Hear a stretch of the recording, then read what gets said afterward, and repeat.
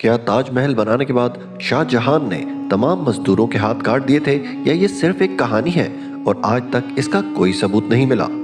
400 سال پہلے بنائی گئی یہ عمارت اس وقت کی سب سے بڑی اور خوبصورت عمارت تھی۔ آج اس عمارت کو دنیا کا 7واں عجوبہ مانا جاتا ہے۔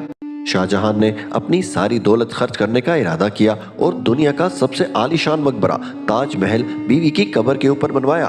شاہ جہان نے تاج محل اپنی بیوی ممتاز بیگم کی یاد میں بنوایا تھا، جو اپنے 14ویں بچے کو جنم دیتے ہوئے وفات پا گئیں۔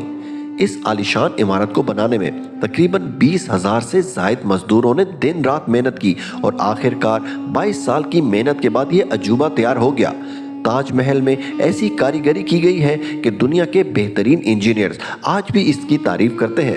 آج کے دور میں اگر اس کی قیمت کا اندازہ لگایا جائے تو یہ تقریباً 7,000 کروڑ سے بھی زیادہ ہوگی۔ تاج محل کا رنگ دن بھر بدلتا رہتا ہے، جو سورج کی روشنی میں تبدیلی کو ظاہر کرتا ہے۔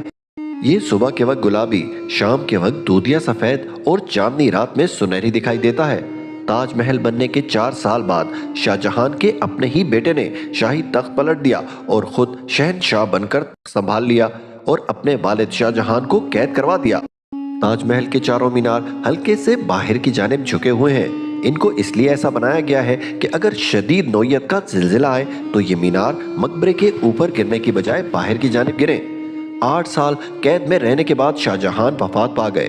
مرنے کے بعد شاہ جہان کو اپنی بیوی کے ساتھ ہی دفن کر دیا گیا۔ آج دونوں کی قبریں تاج محل کے اندر موجود ہیں۔